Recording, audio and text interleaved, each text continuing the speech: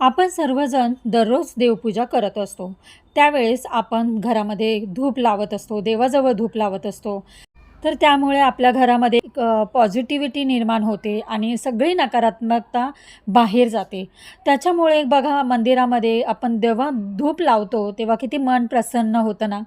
तर हेच धूप आता मी लावलं आहे, तो तुम्ही बघू शकता. ह्याचा इतका सुगंध दळवळत आहे ना आणि त्यासोबत आपल्या घरातली पॉझिटिव्हिटी तर एनर्जी वाढतच असते.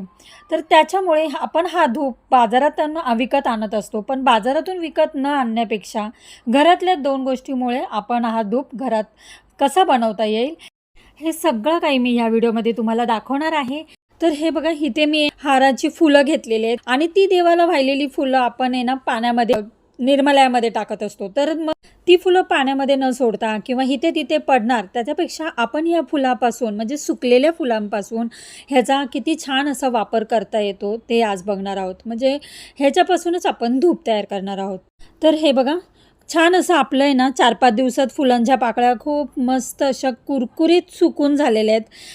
इथे मी जे नारळाची शेंडी घेतली ना त्याचं बघा पावडर करून घेते आणि मिक्सरमध्ये छान बारीक करून घेते. आता हे सगळं घेतल्यानंतर आहे ना हे फुलांच्या पाकळ्या पहिला मिक्सरमध्ये आपण बारीक करून घ्यायचं आहे आणि त्या पावडरमध्ये 2 दालचिनी आणि 5 लवंगा घेतलेल्या आहेत.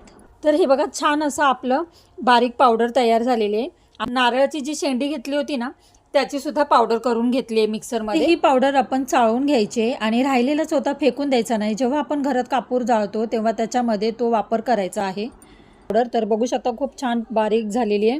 तर त्याच्यामध्ये ना आता आपण गव्हाचं पीठ टाकलेलं आहे. तर गव्हाचं पीठ टाकल्यामुळे ना छान बाइंडिंग होतं आणि त्याला मस्त असं धूप तयार होतो. त्याच्यानंतर चंदन पावडर घेतलेली इथे.